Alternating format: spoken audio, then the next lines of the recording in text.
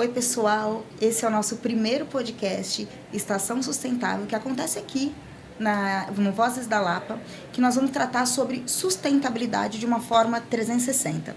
Já explico para vocês o que a gente tem como conceito de sustentabilidade 360. Muitas vezes as pessoas acreditam que sustentabilidade é só reciclar papel, plantar árvore, e na verdade ela está em tudo, né? Então ela impacta o sócio, o ambiental e o econômico. E nós estamos aqui para trazer boas práticas socioambientais de pessoas que trabalham, de empresas que trabalham com a pauta de forma responsável ou de empresas que querem efetivar suas ações, tá? Então, hoje a gente está aqui com nada mais, nada menos que Ana Fernanda. Muito bem-vinda. Obrigada. Muito bom ter você aqui no primeiro. Sim, é um marco, acho que vai ser muito bacana a nossa conversa, Ana. E, gente, a Ana, vou aqui pegar minha colinha, porque a Ana é tanta coisa. Ana é jornalista, palestrante do TEDx Rio Vermelho 2018. A palestra dela foi o consumo consciente não vai salvar o mundo, tudo a ver com o nosso tema, não só hoje, mas do podcast em geral. Ana também é coordenadora de diversidade do Comitê Racial do Instituto Fashion Revolution Brasil. Hoje a gente vai falar bastante sobre isso também. O movimento é o maior movimento ativista de moda no mundo. Além de tudo, a Ana é mestra em estudos de cultura pela Facom, na UFBA, né? Formada em 2010. Tô colando tudo, gente, é muita coisa. Especialista em meio ambiente e sustentabilidade pela Fundação Getúlio Vargas, agora em 2022, no fim da pandemia, assim, né? Isso. Nossa, imagina.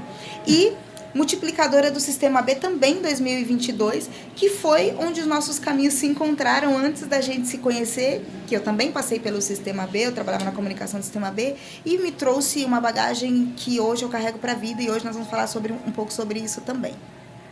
Prazer, muito obrigada pelo convite. Muito bem-vinda. Ana, eu queria que você começasse falando o que é o Fashion Revolution. Pode dizer no mundo, né? É um movimento internacional mundial, e aqui na Bahia, o que ele representa? Tá. Bom, o Fashion Revolution é o maior movimento ativista de moda do mundo, né? E eu falo isso, assim, eu dou essa ênfase, assim, né? Gosto de destacar esse ponto, porque num passado muito recente, tá? A gente não via moda, o segmento moda, como um segmento de impacto socioambiental, né? A moda, a gente via ali o brilho, o desfile, né? A modelo, aquela coisa bonita, e esquecia, né? Que ele tem um impacto. Né? Aliás, é a segunda empresa, a indústria têxtil, né, que mais polui no mundo, perdendo só para do petróleo, né? Tem estatísticas muito apavorantes, assim, relacionadas à moda. Então, tem um movimento que destaca isso, um movimento ativista que destaca isso, é um feito, assim, né? É uma conquista muito grande. Então, hoje a gente está no mundo todo, né? O Fashion Revolution começou em Londres, depois de um grande acidente que aconteceu em Bangladesh, em que uma indústria, uma oficina têxtil desabou, né, matando pessoas, né, por condições ruins de trabalho.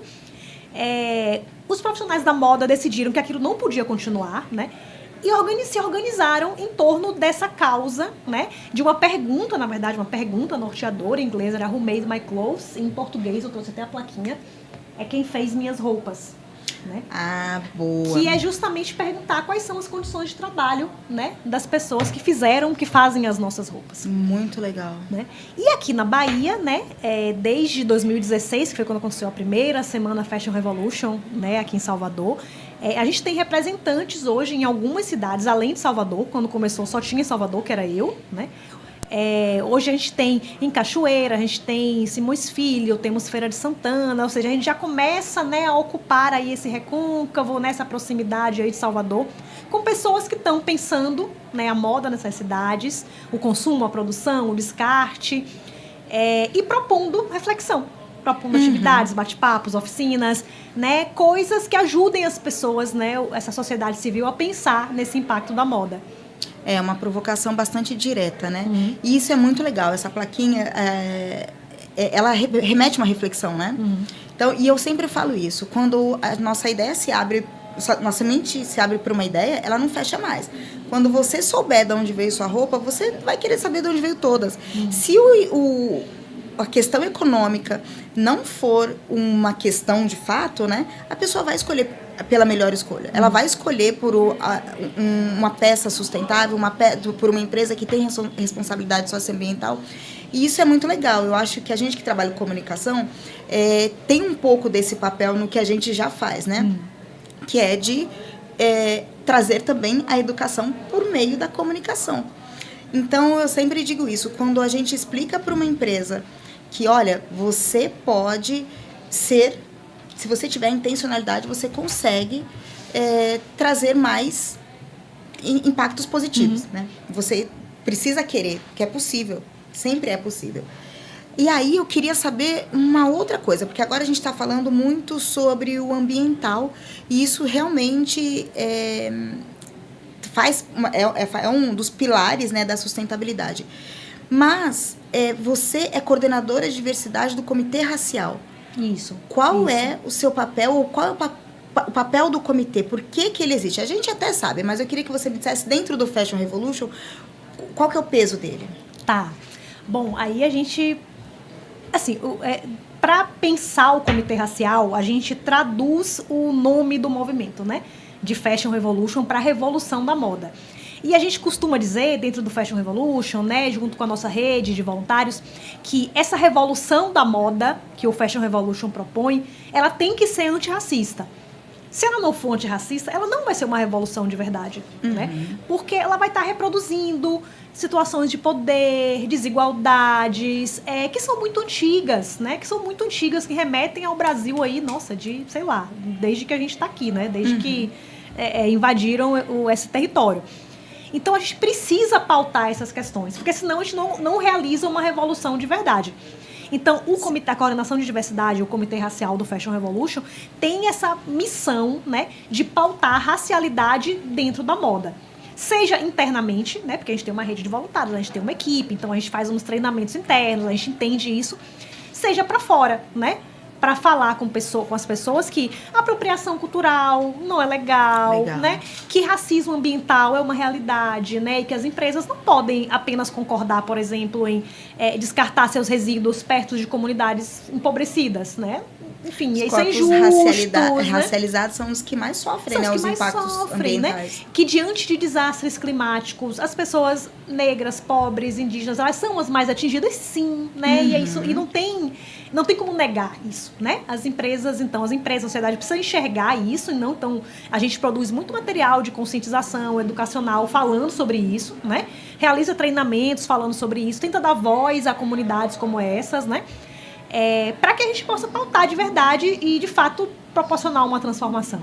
Você falou uma coisa que foi, assim, entre tudo, né, o que você falou, tem uma questão que as pessoas não entendem muito como sustentabilidade, que é a questão racial.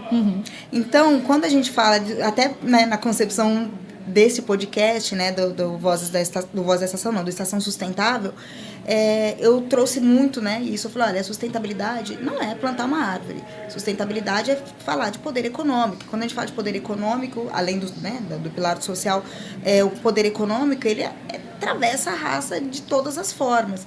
E, de fato, em geral, o racismo ele não é nem tão citado dentro de pautas de emergências climáticas, né? Ou não como deveria ser, ou com a urgência ou emergência mesmo que deveria ser.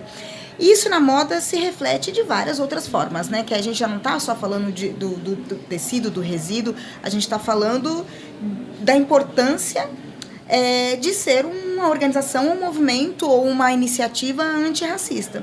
Né? Você tem algum número ou dado comparado ao Fashion Revolution de outros lugares nesse quesito racial? Então, assim, no Brasil a gente, por exemplo, o comitê, ele é importante e mobilizamos, sei lá, tantas ações nesse sentido, o que talvez não aconteça em outros lugares. E a gente está falando também da Bahia, né?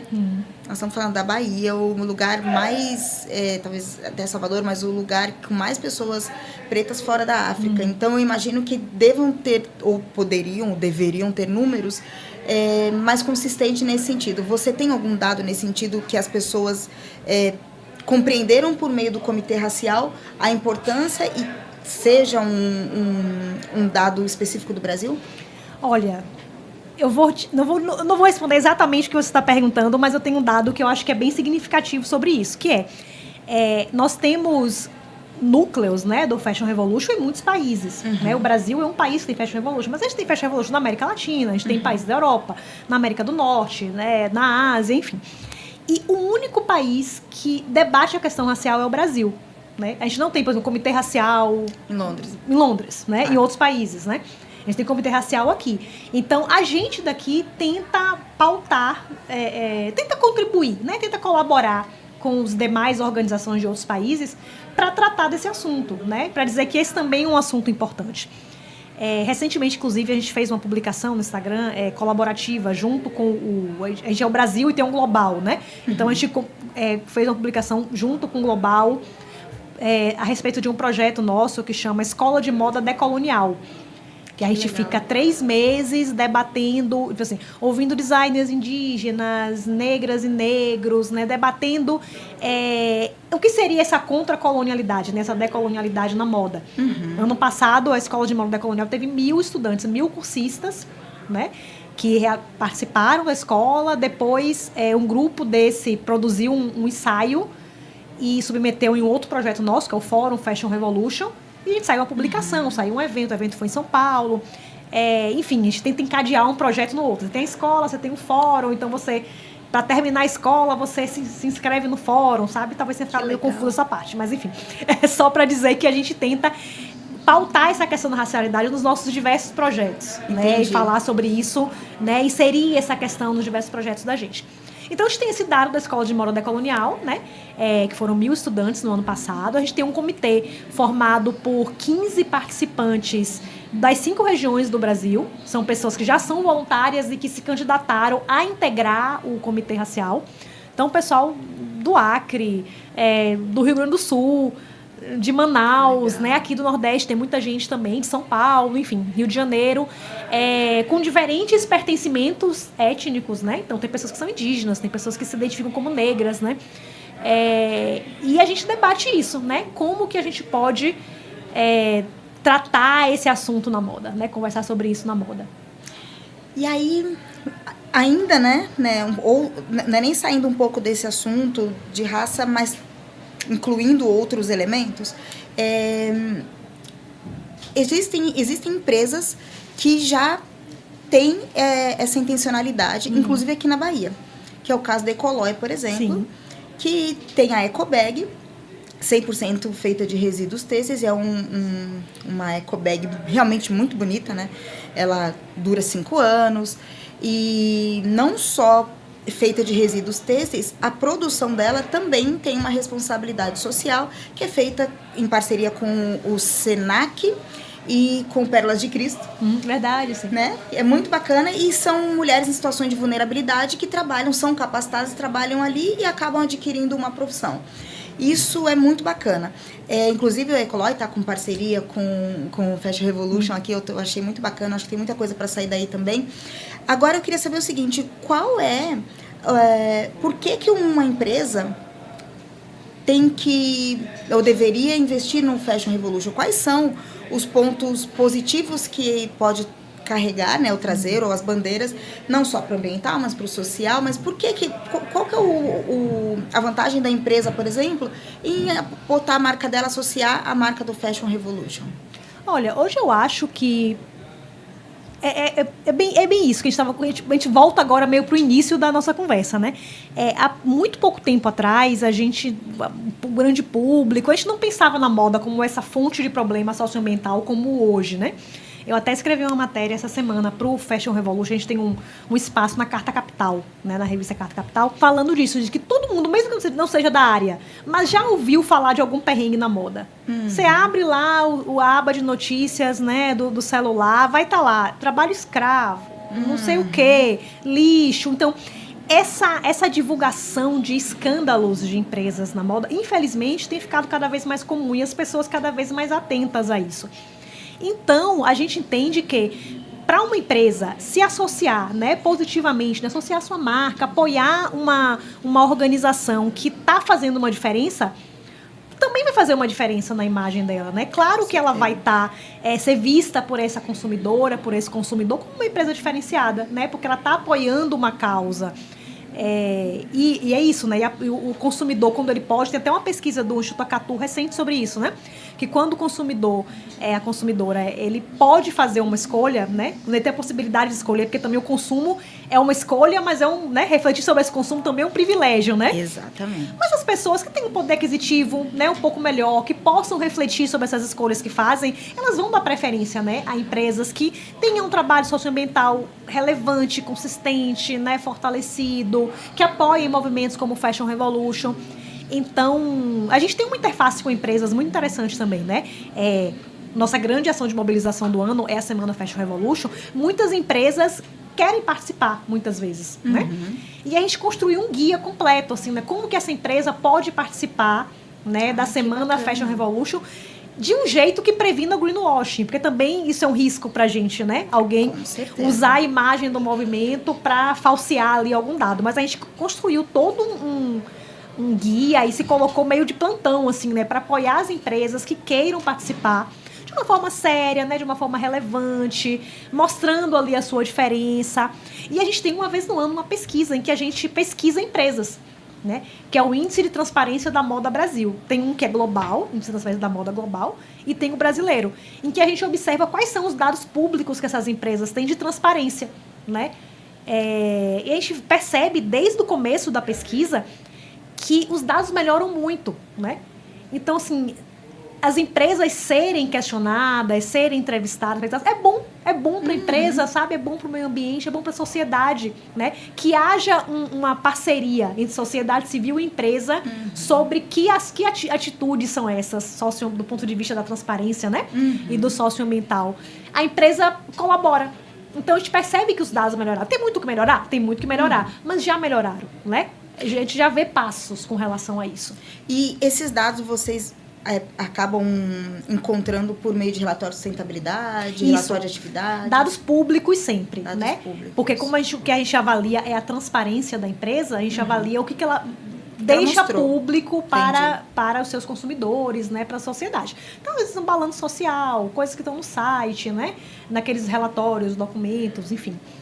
E a gente descobre muita coisa assim, né? Compromissos que a empresa assume, por exemplo, com o fim do desmatamento, compromissos que a empresa assume com seus fornecedores contra o trabalho escravo, né? Existem empresas de fato fazendo isso. Tem, e sabe que é uma das nossas dores, né, com a comunicação de impacto, é que tem empresa que faz e não sabe comunicar. Aí tem outras que não fazem, vê o greenwashing e comunica mais do que faz. Comunicam bem demais, né? Comunica que é uma beleza, e aí... Sabe, o consumidor fica a ver navios, né, da informação correta do que ele acredita, do que não acredita.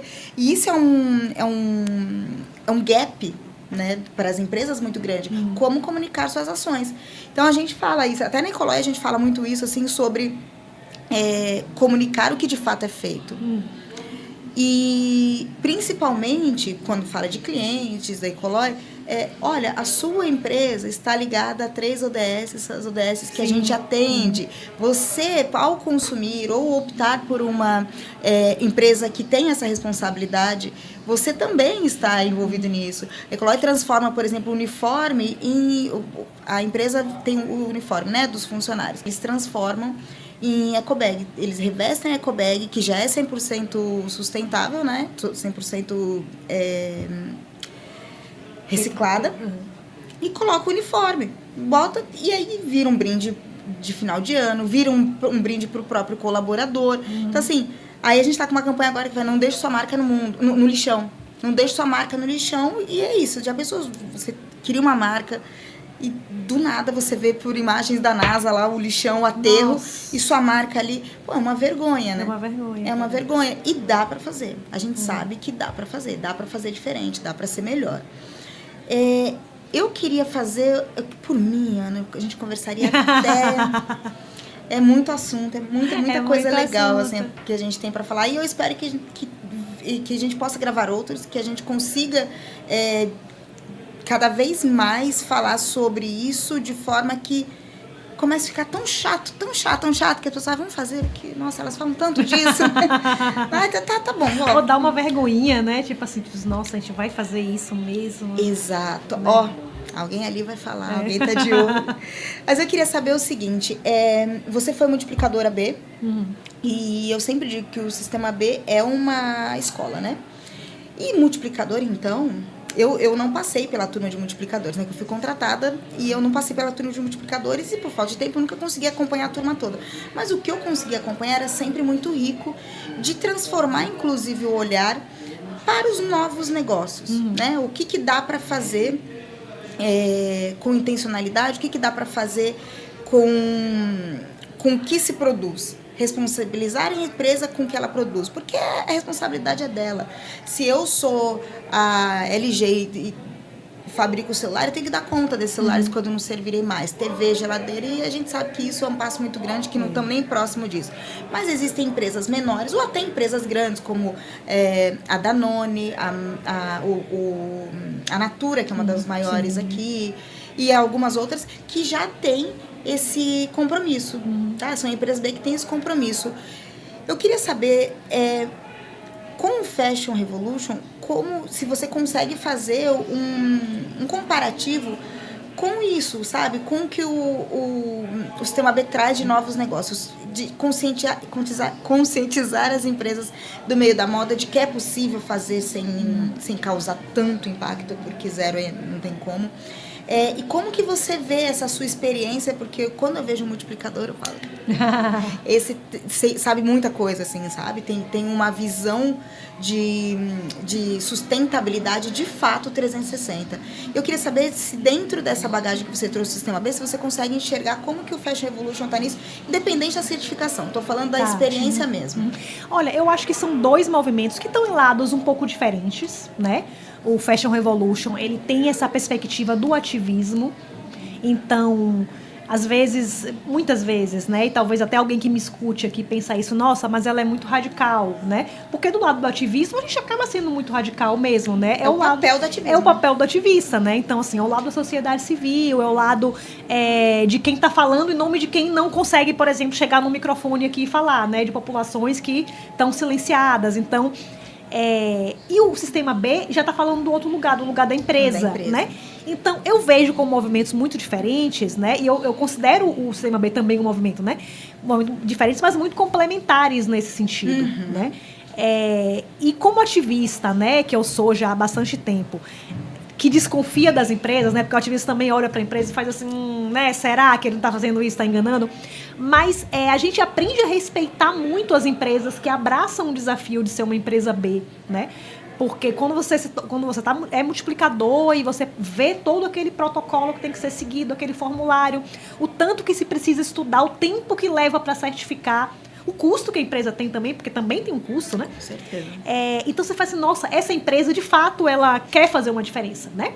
Ela quer lucrar, é o papel dela, né? Ela tem que lucrar, ela tem que, né, proporcionar emprego, né? Lucrar a partir do trabalho das pessoas, né? O que as empresas fazem. Mas isso de um lugar sério, né? De um lugar de responsabilidade. Então, eu acho que tem essa complementariedade que é muito boa, né? E se a gente, enquanto sociedade, enquanto cidadãos, pudermos ver nas empresas, né? Que falando do sistema B, mas também de empresas que talvez não sejam B por outros motivos, mas que... Genuína, né? São B genuínas, responsáveis. O selo. Nossa, é muito bom, né, poder ver essa complementariedade. Eu fico muito... Quando a gente vê, por exemplo, as marcas do... A gente tem muito cuidado de dizer que o índice de transparência da moda, né, do Fashion Revolution, ele não é um guia de compras, né? A gente não faz ele para dizer, olha, essa marca é boa, compre dessa. Não é essa a ideia, né? Mas a gente fica feliz em ver que empresas progrediram no índice, né? Que elas se preocupam em dar transparência às suas ações, em assumir compromissos públicos de melhoria. Isso, eu acho que dá uma esperança, né? E desse complemento, né? Os cidadãos estão agindo, as empresas estão agindo, a gente está trabalhando junto, né? Por uma transformação sistêmica, que é o que a gente precisa, né? No final das contas, é isso. Muito bacana. Mandar um beijo, inclusive, para as minhas amigas do Pretas B, que é um coletivo de mulheres negras que tem no sistema D, de mulheres negras que trabalham nas empresas. que tem feito muita coisa legal. Depois Nossa, imagina isso, gente. O coletivo de mulheres negras trabalha em empresas bem incrível. E assim, apaixonante. É incrível, é um coletivo. Você tem que entrar, você não tá lá, você tem que entrar, porque é para multiplicadores também. Então, multiplicadoras, né, no caso. Então, assim, é muito legal porque é isso, né? Aí a gente já tá falando de várias outras vertentes que a gente tá incluindo no nicho da sustentabilidade, que tem que incluir mesmo. Acho que a gente não fala de sustentabilidade sem falar de raça. Mas eu acho que, por enquanto, é isso. Eu amei muito a nossa conversa. Ai, meu Deus, quase derrubei o microfone. Quero que a gente fale mais. Eu acho que para falar de sustentabilidade de moda, a gente daria um programa. Tem muitas coisas, É isso, né? A segunda empresa que mais polui, então assim, a gente pode marcar outros papos para chegar em índices específicos, para a gente falar de repente de edições específicas do Fashion Revolution ou de algum. Vamos conversar. Esse espaço está aberto para você, está aberto para o Fashion Revolution. E espero até a próxima. Até a próxima, que seja breve.